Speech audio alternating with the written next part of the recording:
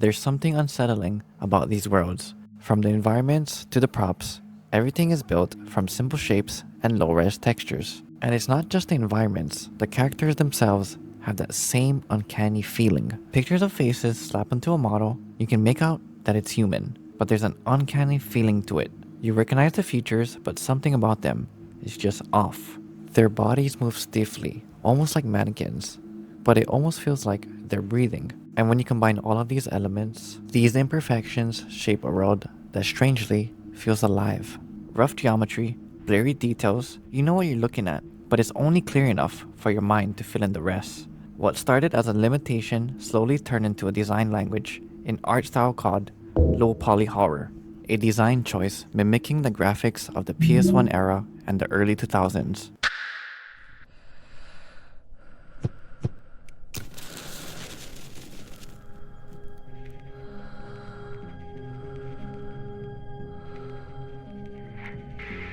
Recently, I played a game recommended by a fellow commenter from my last video. Shout out to them for pointing me toward it. It reminded me why I love this style so much and why so many developers are bringing it back. Before diving in, I did what I always did growing up.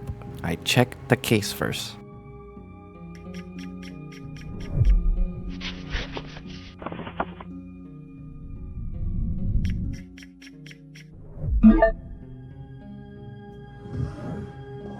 You can feel it everywhere you go. The walls getting closer, the sky dropping further down every day. With each labored breath, your world is shrinking, like a snake constricting its prey, or several layers of cellophane wrapped around someone's mouth. You can't scream and you can't breathe. You feel like this several times a day. Sometimes suddenly, other times it builds in the back of your mind. You sought a way out, you sought help, but the therapy your doctor prescribes involves confronting your fears, something that you have dreadfully avoided until now. With that being said, let's load up the game.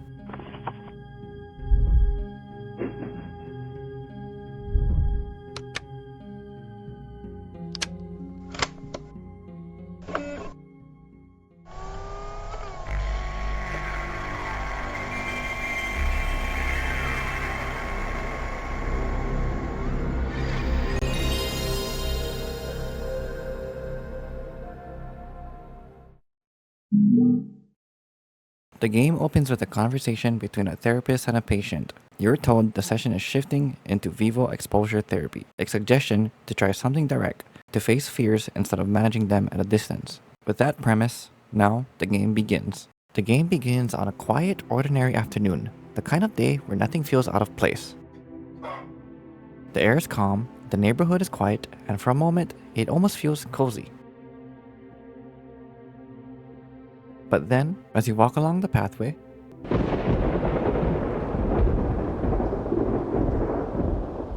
the sky starts to change. A little drizzle. No biggie, right? Let's keep on walking. And while we're just trying to walk through the rain, we stumble upon a missing poster. Someone who unfortunately never made it home. We don't think much of it right now, but we'll come back to her later. Right after that, suddenly, the rain starts coming down harder. We keep walking, and another thunder rolls in. This one, even louder. This time, the rain isn't just heavy, it's pouring. And as we keep moving forward, the road starts feeling wrong.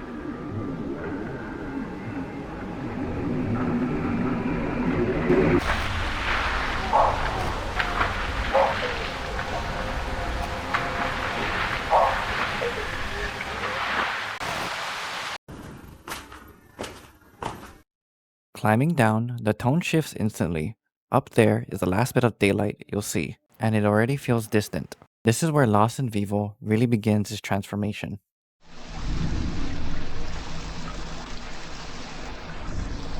From here on, the game gives you nothing but the tunnels and silence. So I turn my flashlight on and keep moving. And we try whistling for your dog. Your whistle echoes through the tunnels, and somewhere ahead, you hear a faint bark. This sound becomes your compass, a brilliant bit of sound design that guides you without ever showing you a waypoint. From here on, your entire focus becomes follow the sound.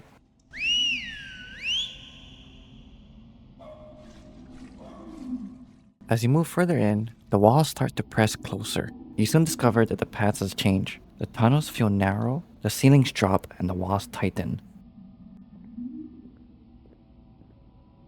And just when the silence feels suffocating enough, you then stumble upon a radio. Listening to the music, it hops between something normal and something more sinister in a way that keeps you guessing.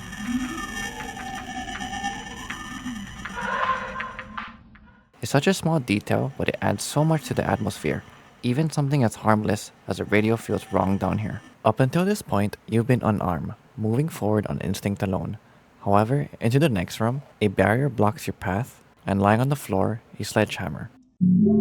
The first weapon this world gives you. A wooden barrier blocks the way forward, so we break through it. I found myself hugging the walls, trying to peek around every corner. It's that slow tension, quiet dread. I love how this game creates anticipation. It never rushes you, it just lets you feel the corners before you see them.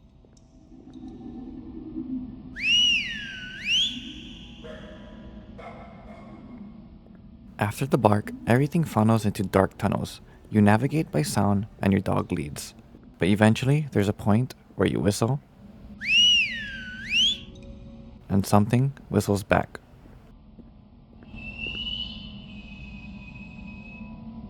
We're not alone here. As we move forward, the sound shifts as the tunnel hardens into concrete. Light bulbs overhead, electricity crackling, restless in tone. The tension changes, more industrial now. Eventually, you discover a small room. A couch sits against the wall, and there's a broken TV. Meat stuff inside it, and insects already claiming it. The note near us explained why the homeless person smashed the TV and filled it with meat. It wanted to make a TV show. However, it attracted something even bigger than rats. A few rooms later, we discover his resting grounds, and another note he left behind. He says that he gave up his eyes to something down here. Why? Who? Or what did he give them to? Shortly after the note, we then continue forward. We pass by a large graffiti, and then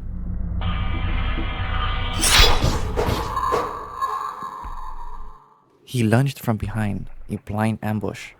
We finally see him, the eyeless hobo. His eyes is gouged out, but the bigger question isn't his face, it's his motive. Soon after, we finally reached our dog. But then, something unseen drags her away. I don't know, but the tunnel keeps pulling us in even further. Moving in deeper, we start to notice the tone shifts even further. You'll see the lighting changes, darker and warmer in tone. I love how the tension in this game feels louder than the movement. There are fewer light bulbs as you walk further in, and more darkness surrounding everything. The sound of dread builds, making the unknown feel bigger than what we can see.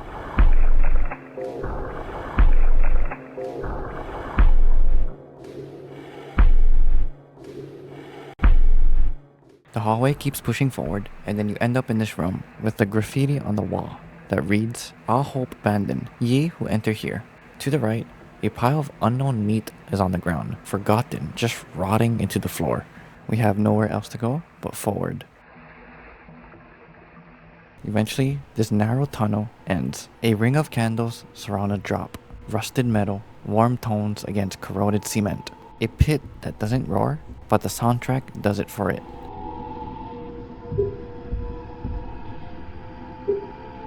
And the second you land, everything looks the way the music sounded, rusted, groaning, dead, unforgiving. As I kept moving forward, the tunnels got tighter. Then the groans started, growing louder the closer I walked.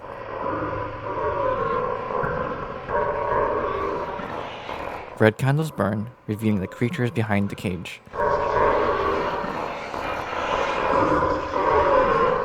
Their screams and rage echo through the tunnels, like they're trying to break out and escape. Then we see it ahead, a silhouette in the distance. Our dog. When we get closer to it, the road shifts. Before we move forward, I just want to say that was one hell of an intro. And you can definitely feel the inspiration from Silent Hill. how the world pulls you forward and leads you into the alleyway, and suddenly it starts shifting into something darker where it transcends you into the other world. And that same DNA lives in Lost in Vivo. The idea of moving forward and trying to find your dog, only for the world to slowly twist into something tighter, darker, and more hostile. A slow transition into the descendant of a hellish road.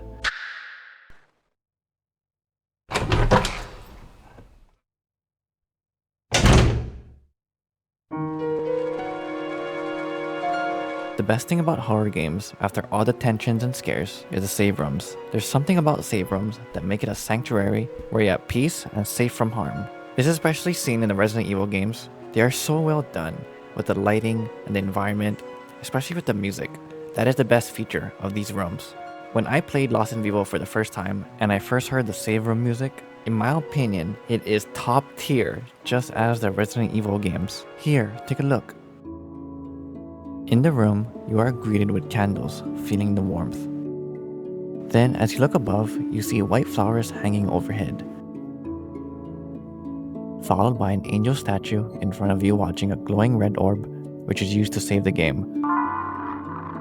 I remember I stayed in this room for like 10 minutes, just looping the music, embracing the serenity, and enjoying the moment.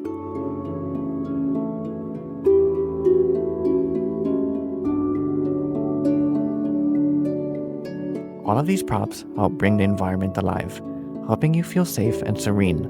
It's a temporary time for you to catch your breath and drop the tension before stepping forward to what's out there.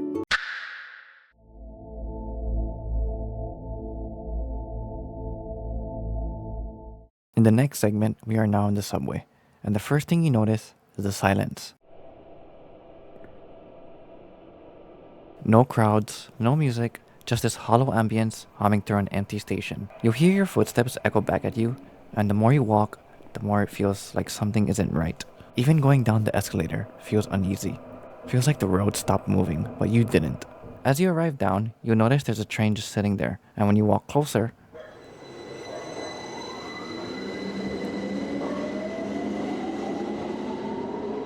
there was a woman outside staring ominously out the window. I wonder who she is. I'll add this in, but on my second playthrough, I realized that your dog is actually in there with her. And you can see your dog as you chase after the train and go closer. Nearby, there's an office key for you to pick up. Heading back upstairs, you can now unlock the door to the transit office. Inside this room, there's a small control computer waiting. Activating it opens the station. Once you return downstairs, you'll see a train waiting to be boarded, so we get in. As the train starts moving, I began to hear something down the tunnel. Soft sobbing, getting louder. Then suddenly,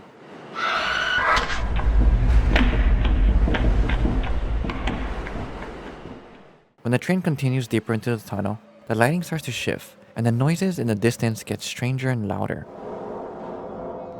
Eventually, the train comes to a complete stop. From here, the player is forced to start walking the rest of the way. So we keep going deeper into the tunnel until we arrive at another station. The first thing on arrival, you'll notice a pair of shoes left on the platform. And just a few steps away, there's a note sitting on one of the benches. Whoever wrote it talks about wanting control, wanting to matter, wanting a place where people can't judge them, and it ends with a quiet, "I'm sorry." Exploring deeper into the station, I come across this locker room, and on the middle bench, there is a handgun, our second firearm. Something small, but still pretty deadly. Now here's the funny part. During my first playthrough, I thought it was broken because the game says damage, so I'd assume we have to repair it later. But turns out you can actually use it and fire it immediately, so you'll actually see me not use this thing for quite a while. In the nearby room, we discover a map of the entire subway system, a metro key, the main circuit breaker, and a note on the wall that it basically explains what we need to do next. The subway is split into 3 different sections, and each one has its own circuit breaker. We have to go into each branch, turn the power off, and then come back here to reboot the whole system. So here's the map. There's a top branch, the middle, and the bottom. I'm not going to show you every single route in detail, but I'll walk you through the one that stood out the most to me in my first playthrough. And that one is the top branch. When you first enter this part of the branch, you'll see a train on the track that you can enter. At the end, we see a glowing orb.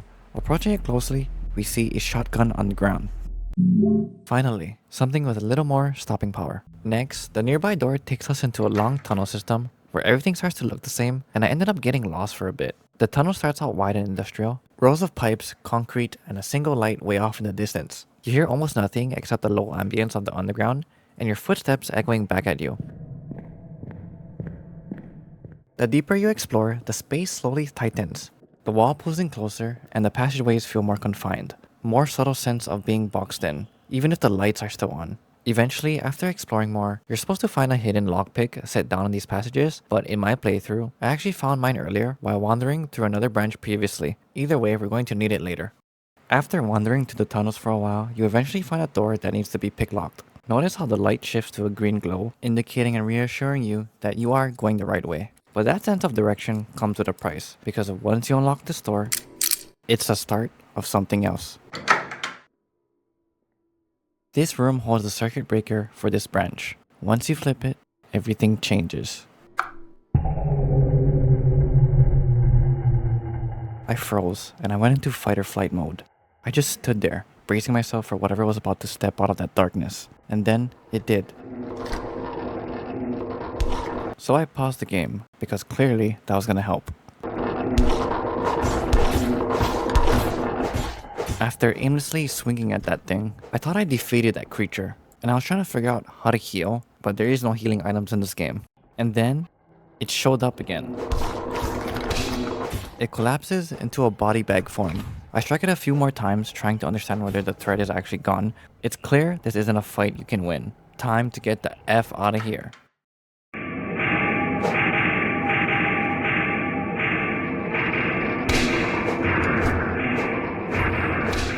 I try to defend myself, but it overwhelms me.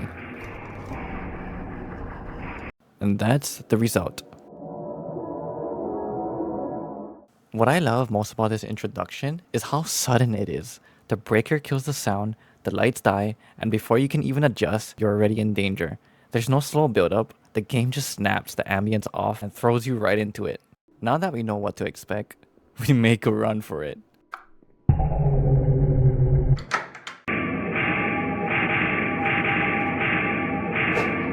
And then I realize, you have to picklock the door.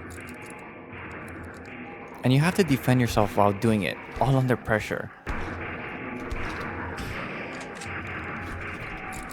I finally get the lock open, but we're not out yet. We're still deep in the tunnels. At this point, I don't even remember the way back. I'm in full panic mode, and you can't even check the map because everything happens in real time. So I pulled out the shotgun and started blasting. This part of the gameplay was literally me wandering for minutes. Every tunnel looks the same, every corner echoes the same sounds, and the longer I spend down here, the more panic I got. I was completely lost trying to retrace my steps while defending myself. It's disorienting on purpose. That's what I love about this section. Eventually, I find the right door, the actual way out, but we're not done yet. You have to run through the broken train and push forward and make it back up to the main station. And somewhere in all this panic, I'm still trying to get a good look at what this creature actually is. I won't analyze it just yet, but we'll get there. Once you make it to the main part of the station, you just finally feel a sense of relief. Luckily, it doesn't follow you up here. After shutting down all the breakers in the remaining branches, we make our way back to the main office, where the central circuit breaker is. This one will reset the entire station. I flip it back on, and as we leave this part of the station,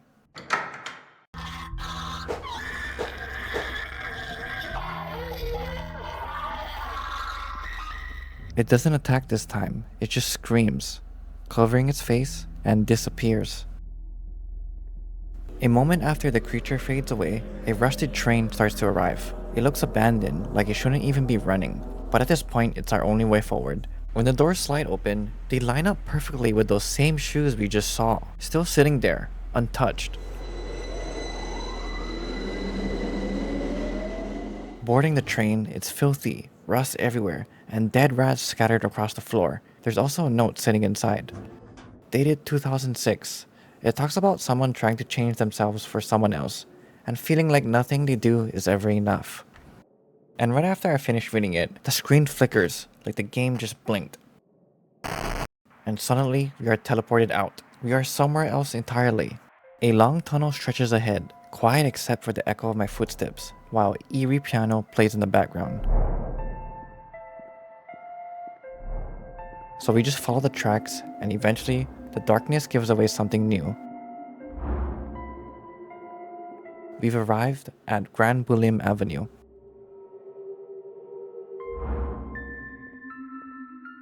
On arrival, there's a map of the area waiting right at the entrance. I then head through a nearby door that leads us deeper into the station. Stepping through the door, the entire space shifts into a deep red glow. The first thing that catches my attention is the chandelier above. It's wrapped in cloth, stitched together with chains, and dripping blood. Beneath it, a puddle has already formed. There's a slow humming that blends in with the ambience, subtle, eerie, and somehow really beautiful in its own creepy way. Off to the left, there's another doorway. Inside, I find 3 stone heads mounted on the wall. Interacting with them, each head turns to face a different direction. So clearly this is a puzzle, a combination we need to figure out before we can move forward. Heading back into the main room, there's one more door that we still haven't checked, and this one is completely sealed. By slime. From what though? After we check the slime door, I notice a small room off to the side. Inside, there's a single bottle sitting on the ground. When I approach it, we're able to pick it up. This has to be what will break down the slime, but the moment I'm holding it, my movement slows. It's heavy, and you can hear the liquid sloshing with every step. Still, I try to bring it back towards the door.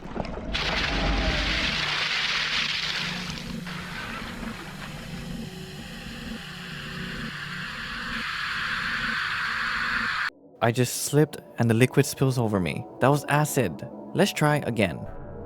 Going back and entering the glowing red room.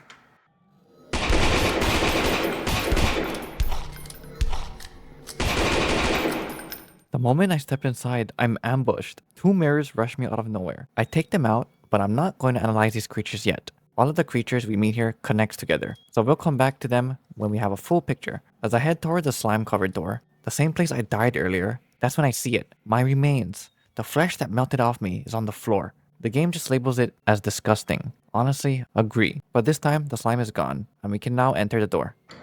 When we enter this door, we deal with another mirror rushing me. Then I push to the next, and step onto the next section, which is called the tracks. The space immediately opens up, and there's 2 sets of train tracks, separated by a barrier. Before moving on, I glance to the left and notice a train sitting there, powered on, completely blocking the path. So instead, I head to the right.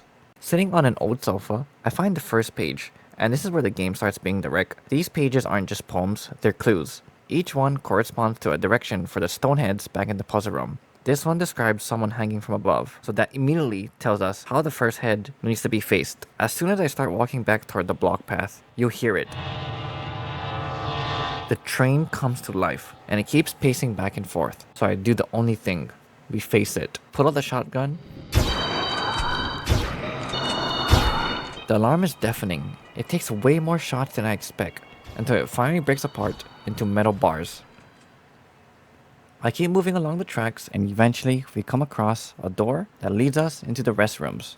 This is such a classic horror setup. Entering the restrooms, I decide to check out the men's side first. Bathrooms show up all the time in horror games, not because they're scary on their own, but because they're places of vulnerability, transitional spaces. You're meant to feel exposed here. So you start checking every stall, waiting for something to jump out. And somehow, the tension builds even when nothing happens. That's when I notice it. The last stall is locked. And you can see blood-soaking paper underneath. As I start to walk away, the door opens, revealing what's inside the last stall. Paper is soaked with blood and torn apart, and resting on the toilet is a kitchen knife. This weapon is all about speed, fast swings, and quick strikes. After that, let's check the women's bathroom now. Upon entering, we see a note on the sink. It's a short note about uncertainty, confusion, and the fear that comes with realizing they're about to have a child. After checking the stalls, I find the second page. Just like the first, it's another clue. This one talks about sinking and looking up towards the sky, so that head needs to face upward. With that, there's nothing left to do here, and we head back across the tracks and return to the room with the 3 heads. After making my way back across the tracks, this time there's a third page waiting on the chair. This is where you connect pages 1, 2, and 3. The last sentence of each page describes what to face the head. Page 1 talks about staring at the floor, so the head faces down. Page 2 talks about the sky. so the second head faces up, and page 3 ends with a sideways stare, so the third head turns left. Once I set them in place, the mechanism locks. Blood spills from their necks as the mechanism disengages, and the door unlocks. Beyond the door, we are now in the passages. We have to go through a dark maze with no clear direction, and the only way forward is whistling for your dog.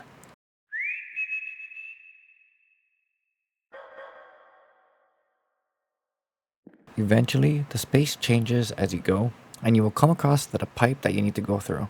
Crawling through the pipe, the space eventually shifts from metal to dirt. And being on this side, it doesn't feel like the station anymore. Crawling through the dirt tunnels, the space suddenly opens up into something wider and emptier. Going to the nearby room, it opens up into a wide, dark space, quiet enough that you start expecting something to happen.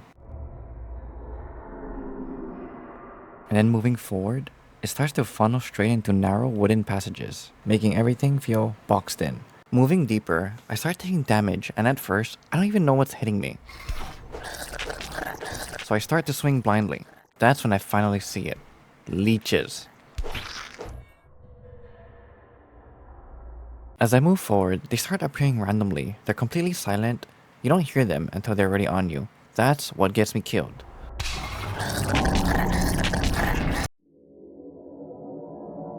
After dying, it's a long way back, so I retrace my steps through the passages, back to where the leeches ambush me. At the end of the path, I reach a locked door. I try to pick it, and the lockpick snaps. I walk away, and the door unlocks on its own.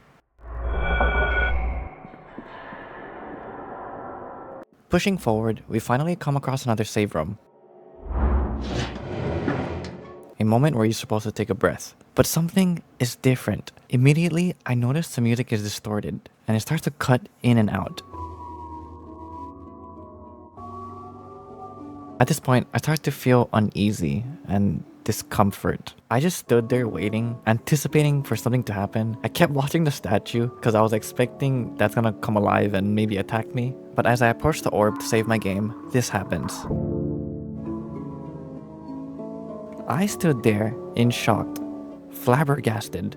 Did my save just get deleted? I was losing my sanity at this point. I was really confused. I felt so betrayed that I just shot the statue. So I stepped back outside, hoping they'll reset. But when you try to go back in, the door won't open. It just says it's broken. I don't know what to do at this point. I don't have a save and I don't have a choice. So the only way is to move forward.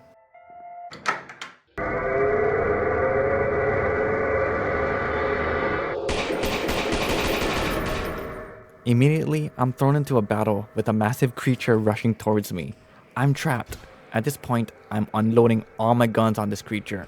I was questioning if this thing is ever gonna die. It took like all my shotgun ammo, and it felt like it did no damage. Eventually, I had no choice but to use melee weapons.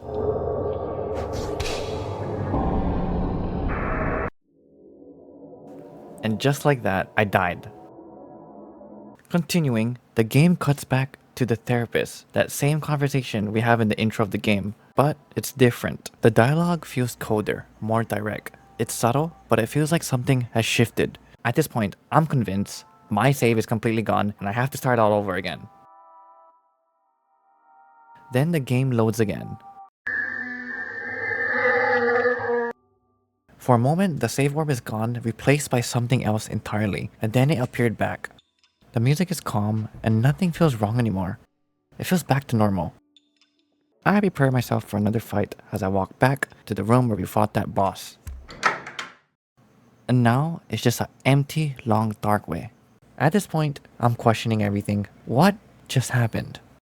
The creature we just fought with is called the Shoggoth. The massive creature resembles a leech. It drags itself across the floor with its arms while drooling from its mouth. No matter how much ammo I unload into it, there's no reaction, not even a stagger. It's designed to be completely unstoppable. Next, let's talk about the fake save room. Save rooms are designed to be moments of temporary peace. They're moments where tension drops, a brief pause after danger. They're also easy to recognize in Lost in Vivo because you would recognize a blue door and a blue light above it. That color signals safety where you can escape to. But this one was different. Instead, the light was red. You try to save your game, only to have it erased, before being thrown straight into a boss fight you can't escape. That's not just a scare, that's a breach of trust. Save rooms are sacred in horror games. That's where players finally let their guard down, and Lost in Vivo takes advantage of that. I genuinely felt betrayed, and after that, it becomes hard to trust anything this game shows you. After dealing with the fake save room and the boss fight, we move forward, and we are now funneled into another narrow hallway. This is where the Bulimic Puzzle begins. The room is simple. There's a large mirror that sits in the center, 2 doors, one on the left and one on the right. There's also a small radio sitting in the center. It plays calm music, kind of comforting, but just steady enough to keep you on edge. At first glance, the choice feels obvious. On the left, a black and white image, distorted beyond recognition, something ghost-like. On the right, a portrait of an elegant woman, normal and human. Everything about game logic tells you to avoid the horror. So by intuition, I went left. The pathway leads you right into a green-lit bench room, signifying that was the correct choice. Going forward, the room repeats, but the posters doesn't. The left poster stays exactly the same, but the woman on the right starts to break down. Less detailed, a distressed expression, and eyes closing in around her. And again, I chose to go to the left. The room repeats a third time, and this is where the puzzle turns. The image on the left is no longer distorted, it's clear. The woman on the right, meanwhile, has lost everything. No expression, no detail, just a hollow face. The roles have reversed. The image that once looked safe has been stripped down to nothing. The left poster, the distortion is gone, and the image is clear. The woman on the picture is named Jane Expirovit. At this point, the game doesn't explain who she is. It just makes sure you recognize her. The pathway eventually leads into another small room, but this time it's different. Upon entering, in the center sits an apple on a pedestal. To the left, we see a shattered mirror with a filthy sink, along with a toilet under a green light. There's an open doorway with another dark hallway. Lastly, beside us, there are vending machines that are broken, stuffed with blood and human remains. Inspecting the apple, you're able to eat it, but it causes metal bars to rise from the floor, blocking the pathway. As I explore the room, I notice that you can interact with a toilet, in which allows you to puke into it. And when that happens, the bars retract from the door. At first, I genuinely thought I had solved the puzzle, but the attempt was wrong because it sends you into a red lit room in which you face leeches. I assumed I was still on the right track, so I kept repeating the same solution because I genuinely thought this was how you meant to progress, by eating the apple and puking and moving forward. But every time I did, the game treated it as a failure because more enemies started to spawn and the punishment escalated.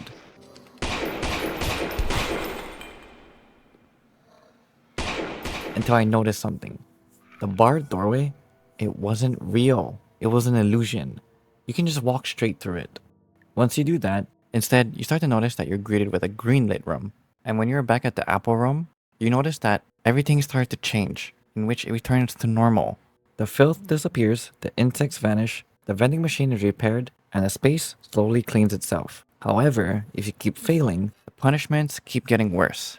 More enemies start to spawn, and eventually, the game stops testing you entirely, and you have to face another Shoggoth.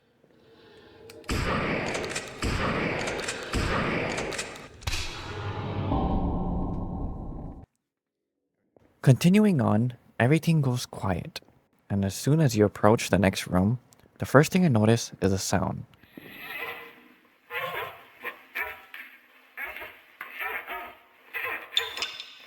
It's distorted, not comforting, and doesn't sound human. At the corner of the room, on a changing table, there's a baby lying there, along with stained blood underneath it. I move closer, and underneath it, dead rats scattered across the floor. The game doesn't rush you here, it just lets the moment sit. Here, the game gives you a choice. You can take the baby with you, you can leave it behind, or you can off it. No matter what you choose, it doesn't change the outcome. For me, I decided to pick up the baby. Moving on to another dark hallway, the room fades away, and suddenly, we're standing on a train track.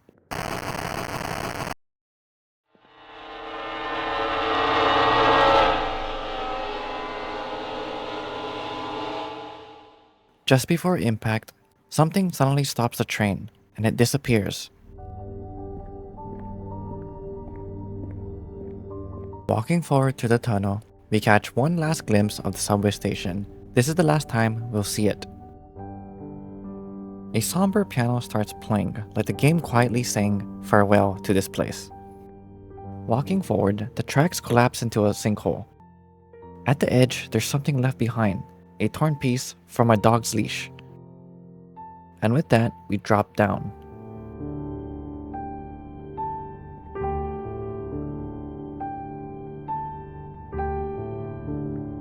After the fall, we're dropped into an unfamiliar underground tunnel. As I move forward, I come across one last note.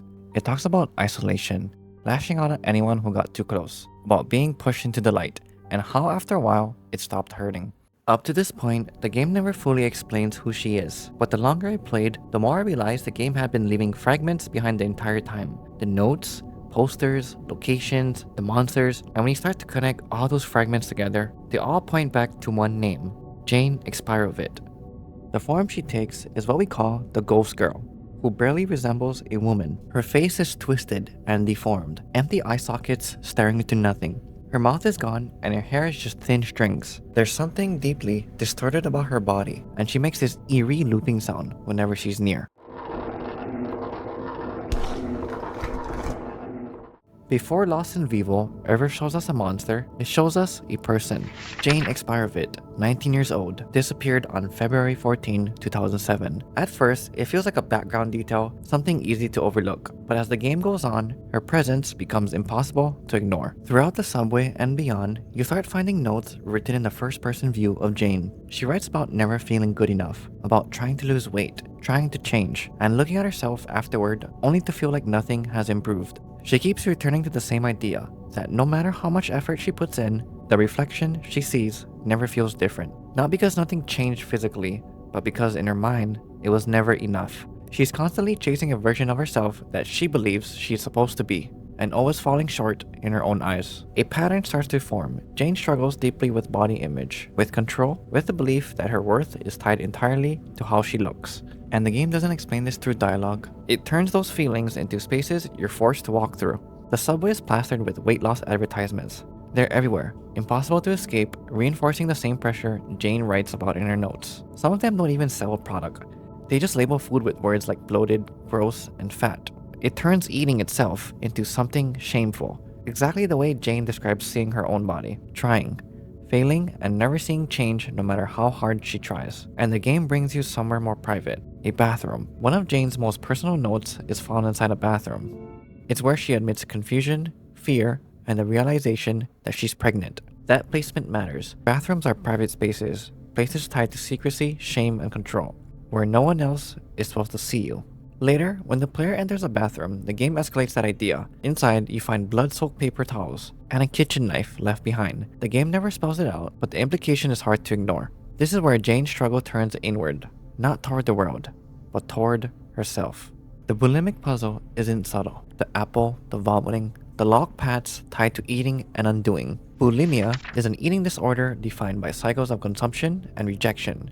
And it isn't really about food, it's about control. Eating, then forcing the body to erase it. And that exact cycle becomes the puzzle. The puzzle begins with a series of images. On one side, you see Jane's image change over time. With each iteration, her reflection becomes clearer, less distorted, less ghost-like, and more human. Not because she's changing physically, but because her self-perception is. On the other side is a different image, an idealized body, perfect, untouched. At first, it looks stable, desirable, but as you progress, the image begins to decay. It distorts, and it becomes tainted, crowded with eyes that turn admiration into judgment, into pressure. The perfect version isn't attainable, and chasing it only leads to collapse. Then, the puzzle gives you an apple. Eating it doesn't punish you, but the moment you eat and then force your body to undo it, the consequences don't show up right away. When you move forward, the road changes. Red rooms appear, leeches spawn, and the environment turns hostile. The punishment isn't immediate. It follows you into the next space, and the more you repeat that behavior, the worse it gets. Just like the disorder does. When you sit with the result instead of correcting it, the barred door isn't a permanent obstacle. The game introduces the barrier only after the behavior begins. The obstruction isn't the body, it's the cycle. The puzzle doesn't ask you to solve bulimia, it asks you to experience the loop, to feel how acceptance feels unbearable. How rejecting yourself feels familiar, and how undoing an action can feel safer, because it feels like regaining control, even when it causes more harm.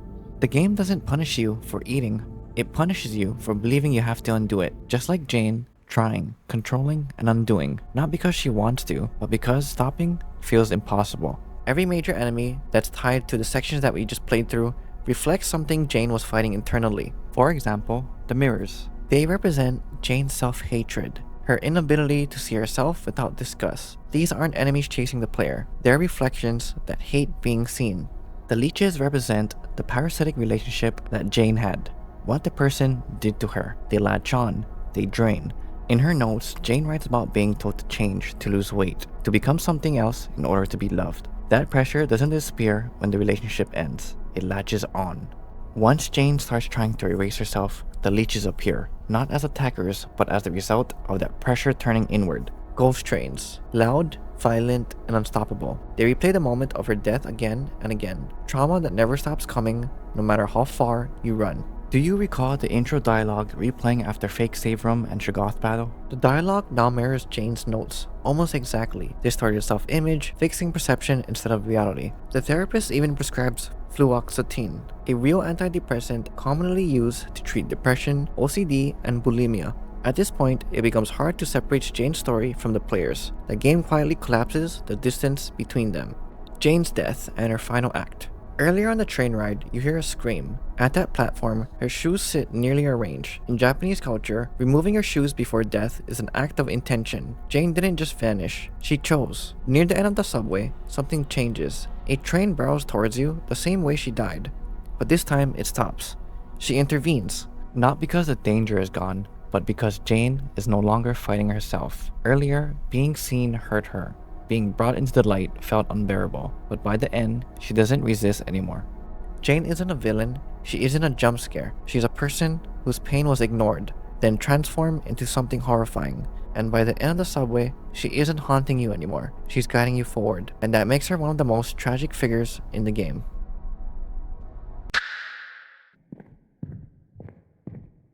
After Grand Bulim Avenue, the game doesn't slow down, it sends you even deeper. Beneath the tunnels, you enter the mines. The sound here is quiet and hollow, the kind of quiet where you feel watch even when nothing is there.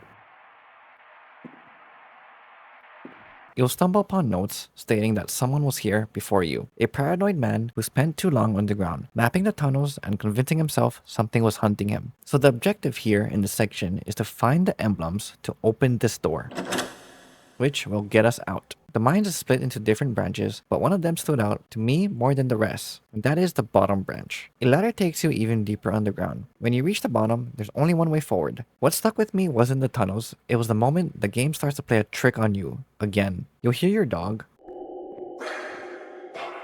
and for a moment, you think you found her. Approaching closer, we finally see her.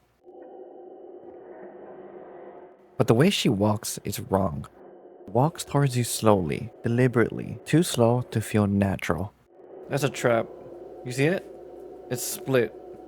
That is not my dog. That isn't your dog. I tried shooting it to see if it reacts, but it still slowly continued to creep up on me. So I shot it again.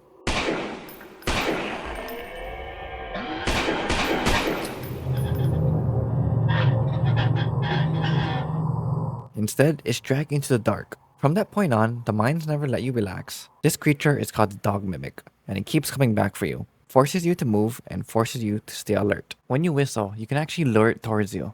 Combined with the environment and the sound design, this monster was really unsettling. There was a moment, as soon as it was coming towards me, I started blasting rapidly.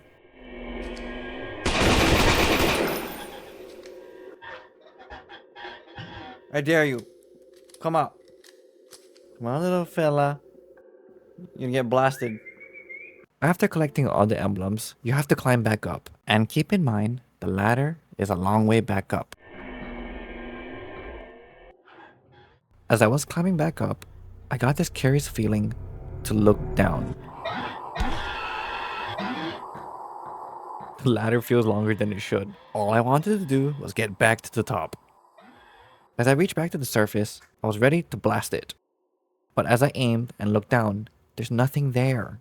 As I turned around, something is watching me, and it disappears almost immediately.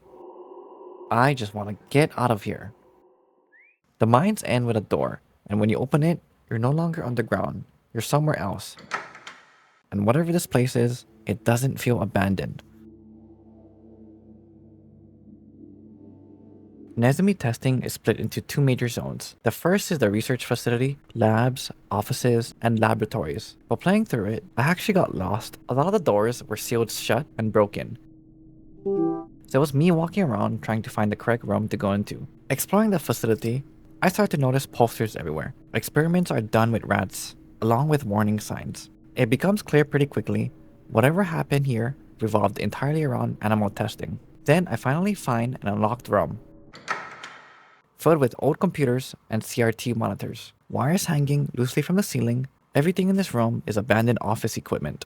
As I was snooping around, I hear the entrance door unlock behind me.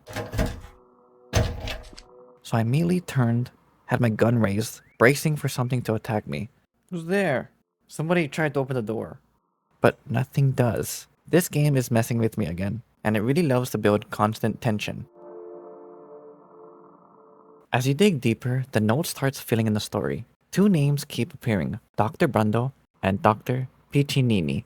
Dr. Brando writes cautiously in his notes. He questions the ethics of what they're doing here. However, Dr. Piccinini's notes are different. He writes about rats constantly, about their screams, about hearing them even when they're gone. At one point, he describes himself as a god to them, convinced they would respect them, if only they could understand. It's clear he's going insane. Eventually, we find an unlocked room, Lab 1A, where the enemies really starts to show themselves.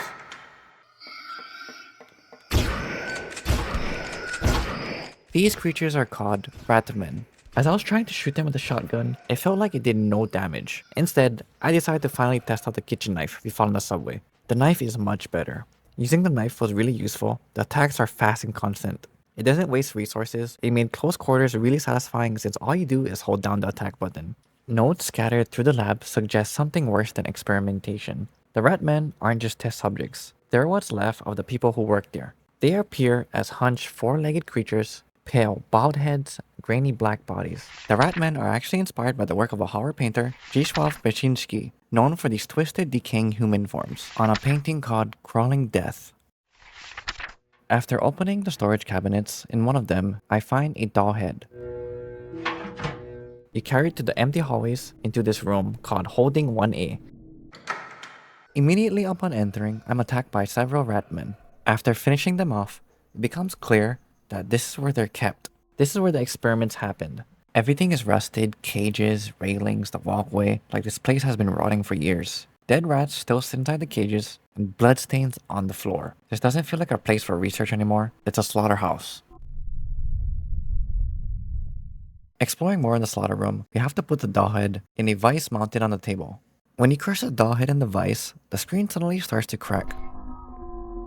I paused the game here because I was really confused. I turned the vise again, and the screen cracks even more.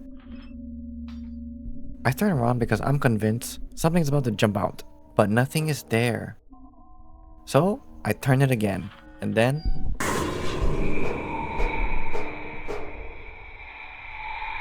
Instead, you hear this screeching somewhere in the distance, and the screen goes bloody red. Inside the doll head, there's a lockpick.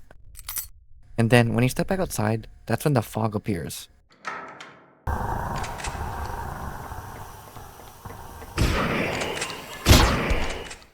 The woke ratmen appear, larger, faster. Their faces split open, eyes glowing red as they charge. But the easiest way to deal with them is the swings from a kitchen knife. Eventually, you enter an office and find Dr. Piccinini's body. Approaching him closely, we see that his eyes are gone. We then find a note from Dr. Brando stating that the ratmen are worshipping Piccinini's pet. And as he approached the desk, the green stutters and freezes. I kept looking back at Piccinini's body, expecting him to come back alive. Also, that glitch wasn't an accident. This was an intentional move made by the dev to mess with you. Back in the hallway, we discover a locked door that's called Access 2, which is now open. Once walking inside, the walls feel tighter now and more boxed in. Exploring further in, this happens.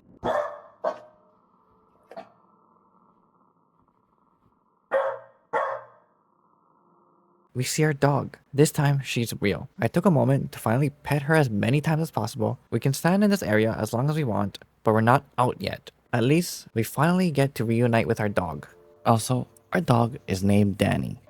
Danny starts sniffing around in a nearby vent, and she drops a note. This last note is from Dr. Brundle, stating that how he knocked out Dr. Piccinini because he was going crazy, and he decided to escape this facility. Nearby, there's a vault door that can be opened. Once it opens, this is what happens.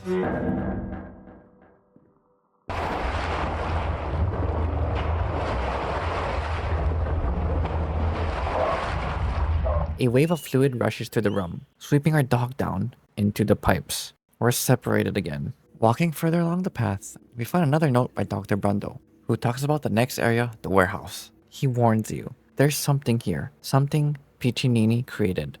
As I was walking, the creature instantly pops up in front of me. This is Sotiris, a name that means savior in Greek, and that's exactly how Piccinini refers to him. The note suggests Sotiris wasn't just something Piccinini invented. He was once a king, a ruler who starved alongside his people, forced them to eat rats, and was eventually betrayed. His eyes were taken, his body was cast into a well, and somehow, Piccinini learned of him in his dreams and tried to make him real. It's also likely Sotiris is the same entity that demanded the eyeless hobo's eyes earlier in the game. Sotiris doesn't chase you, and it doesn't lock you directly. If you look at it, it doesn't move at all. But the moment you look away, it gets closer. This is a type of enemy you can't hurt or stop. And I genuinely hate enemies like this, knowing something is always following you, measuring your attention, waiting for you to slip. I was anxious here, and I started to walk backward instead, keeping my eyes on it, knowing that the moment I turned away, it would move.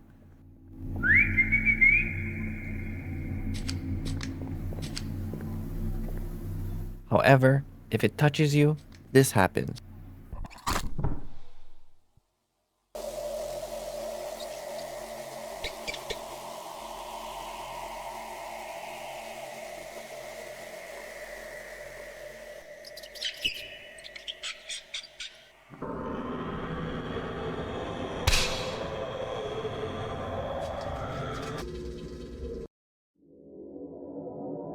The rat starts feasting on you and eventually eats your eyes. Notice in the game over screen, the eyeball is gone.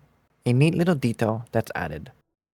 This is the storage rooms. Your objective is simple. You have to find an eye because there's another retinal scanner we have to go through. The warehouse splits into multiple storage areas, crates stacked into tight corridors, and hanging bags of meat swaying overhead. You have to find piles of meat hiding somewhere and examine them. When examining the first one, we find nothing. The other one is where the hanging bags of meats are. This time, we get an eye. The moment we get it and leave this area, the warehouse rearranges itself and the boxes shift. What was familiar becomes a maze that leads to the locked retina scan door. I got stuck here multiple times. After about 5 attempts, I just paused the game because I was genuinely getting frustrated. After finding the best path on what to do, I sprint to the retina door. You reach an elevator and it starts going down. Eventually, credits start to roll. What? This is confusing. For a second, it actually feels like the game is ending. But you'll notice the music starts to transition into something distorted and uncomfortable. The words on screen keep talking about hunger and eyes, and then your character starts throwing up. For a moment, it feels like the game is ending. Then, we see Sotiris grab into the elevator, the credits stop, and you're forced forward into the next area.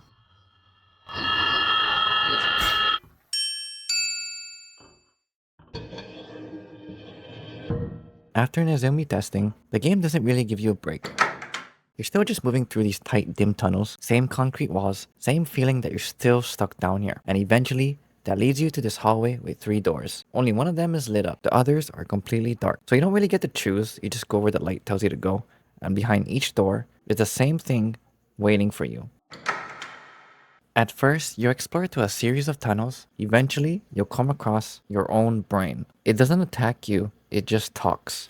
What are you hoping to accomplish? Without me, you're just hollow.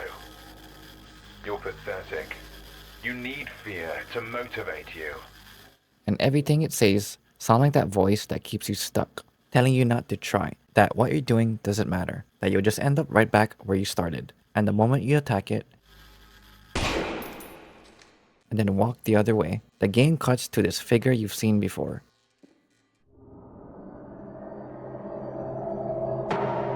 Standing there, summoning something from below.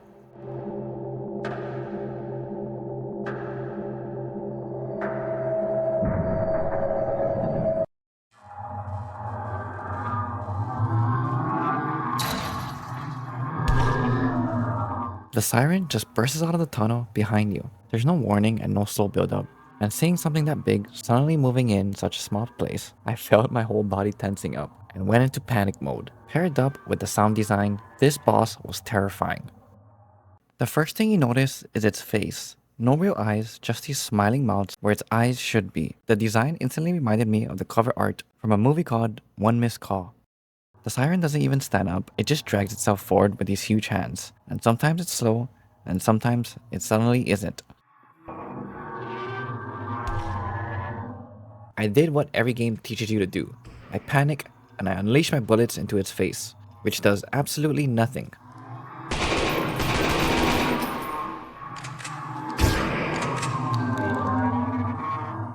So now I'm just running, trying to survive. Not even sure what I'm supposed to be doing here. And then slowly, the room starts to make sense and everything starts to click. Before the siren even shows up, you always find a note near your brain.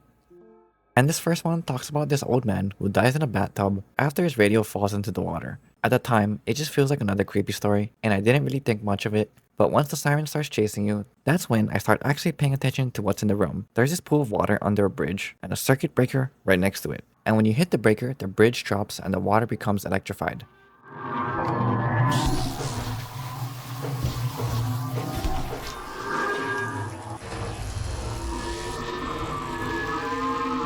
And it doesn't even die, it just recoils and crawls back into the darkness, which somehow makes it worse because you know it's not really gone. We now move to the second door, which is way worse, because the brain doesn't just insult you anymore, it starts questioning you, asking if any of this is actually helping. Do you think you're getting better?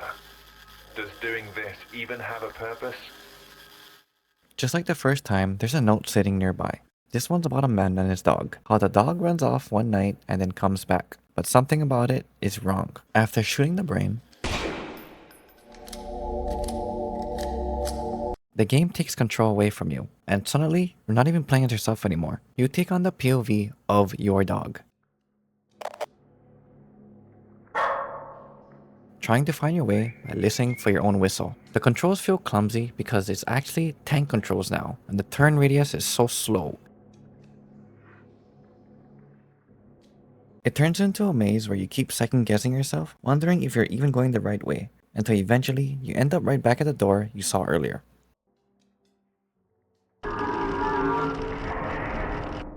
And that's when the game throws you back into your own body. You hear something slamming against the other side.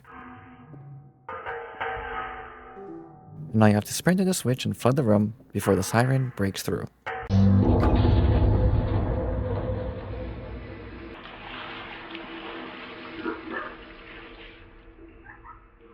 On to the final door. By the third area, the brain isn't just doubting you anymore. It straight up tells you that this is who you are, that you need it, that you always come back to it anyway. I'm your identity. I'm your crutch.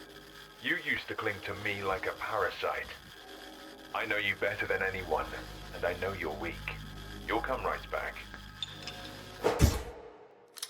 The note in this section talks about a huge beast that keeps attacking the town, and how the people finally trap it under a fallen tree and hold it down long enough to kill it. And right after that, the siren comes bursting out of the tunnel behind it. So now you're sprinting back into this huge open space, trying to reach the only thing in the room that can actually stop it.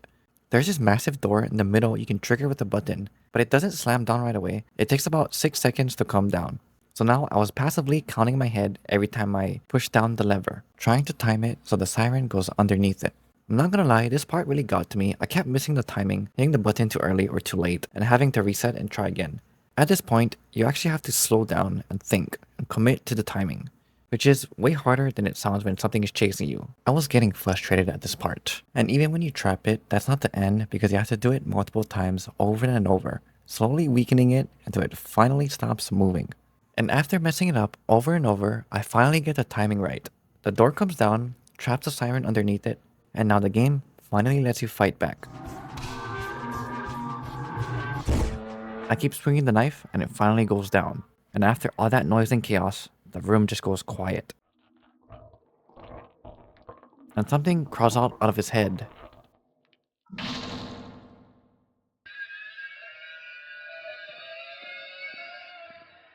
The game calls it childhood memories. The strange part is you don't even have to kill it, you can just leave the room and keep going. But with how frustrated I was with this boss, I just killed it.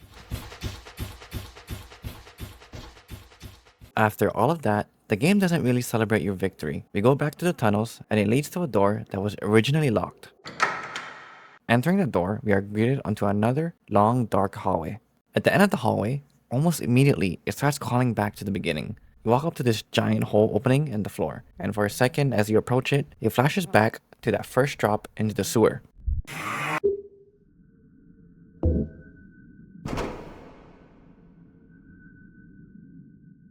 Dropping down, the sewer tunnels get even narrower.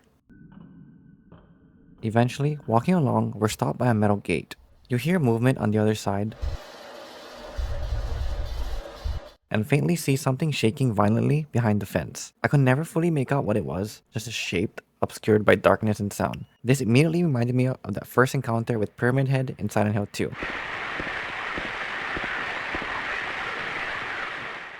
Where the fear comes from presence, not action. Nearby, there's a really tight tunnel that we can crawl to.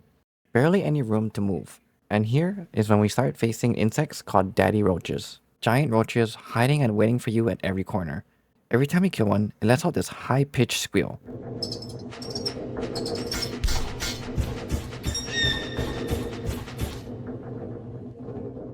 After going through these roach tunnels, we then arrive in a rusted area. And you start hearing a static, like a radio losing its signal. The closer they are, the louder it gets. Instantly reminded me from that radio static of Siren Hill, in which it notifies enemies that's nearby. Immediately, we encounter these enemies called spitters. The spitters resemble rotting human corpses, floating in the air with hollowed out torsos, and when they're killed, they collapse into a bloody mass on the floor. Moving forward, there's this red gated metal door. The sound of a radio signal goes off, and we can hear something groaning. But there's nothing there. As I open the gate, it reveals itself. Tentacle-like creatures squirming around. Going to the right, there's something on the wall, just a slab of flesh, and when you touch it, it asks, "Did you lock the door?" And no matter what you answer, nothing really changes. It's just there. After that, we enter a rocky cave where there's more spitters that we have to fight. Then eventually, floating lumps of flesh. They don't attack you, they just drift here, like the sewer is breathing.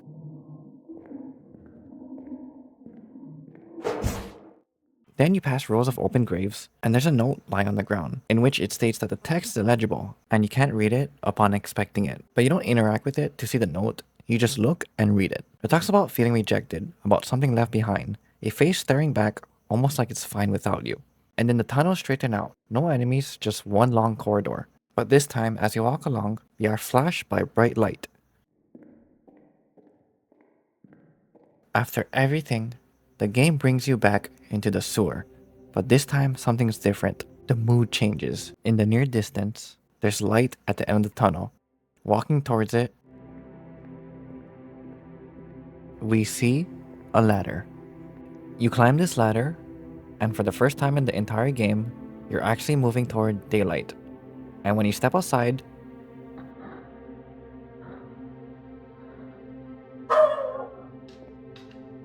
Danny's there, safe, waiting for you.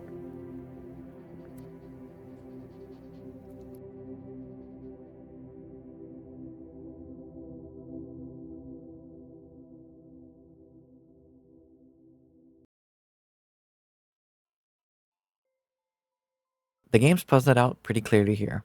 You went through something, and even if the fear never fully disappeared, you made it back. I do want to mention there are multiple endings in this game. I didn't go out of my way to spoil or chase them for this video because honestly, I kind of wanted to experience them for myself first. But if this game even remotely looks interesting to you, I really recommend playing it on your own. I think it hits way harder when you're the one walking through it. Looking back at Lost in Vivo as a whole, I don't really see it as a story about monsters in the sewer. To me, it feels like a story about someone battling their own mental state and being forced to confront fear, panic, and self-doubt head-on. Which makes sense because right at the start, the protagonist is told they're undergoing in vivo exposure therapy, a real type of therapy used to help people deal with anxiety, trauma, and panic, not by avoiding fear, but by learning how to function while experiencing it. Early on, the fear is external. You're lost, it's dark, and you hear things you can't see, so you move slowly. You second guess every turn while being tense the whole time. It feels a lot like living with constant anxiety, always waiting for something to go wrong. As you go deeper in the game, the environments keep changing. The layout starts to feel less predictable. You're not always sure if you're heading the right way. And now the fear isn't just about danger. It's about not knowing if you're making progress and still having to keep moving anyway, which is a really common feeling when you're struggling mentally, like you're trying, but you don't know if it's working. Then the game turns inward. Instead of another creature, at the Siren section, it gives you a brain. Something that doesn't hurt you physically, but attacks you with words, telling you you're weak. That fear defines you, that you'll never really change. And that doesn't sound like a monster, that sounds like the kind of thoughts people have when they're already exhausted and scared. The voice that keeps you stuck. As the game goes on, the monsters and creatures that we meet stop feeling like simple obstacles. They aren't just things that chase you, the game starts messing you with your perception. Sound becomes unreliable, you hear things before you see them, and enemy movement is unpredictable. You never really feel in control of the situation, and that constant pressure, that feeling of being overwhelmed, not as a single jump scare, but as something that builds and stays with you. And you don't get through it by being stronger, you get through it by adapting, by paying attention, by learning how to move forward, even while you're scared. And that's much closer to what coping actually looks like in real life. And after all of that, the game doesn't raise the stakes anymore. It gets quieter. The path becomes straight, you start walking toward light, there's no dramatic cure, just leaving. Which honestly feels very real. Recovery doesn't mean everything disappears, it just means you're able to keep going. You don't remove fear, you don't conquer it once and for all, you learn how to exist with it long enough to keep moving. Lost in Vivo doesn't promise a cure, it doesn't make fear disappear, it just shows you that you can keep going even while you're afraid. And sometimes, that's enough. Hi everyone, thanks for watching. I want to keep exploring roads like this, not just horror, just different roads worth getting lost in. If you have any recommendations, I'd love to hear them down in the comments below. See you on my next video.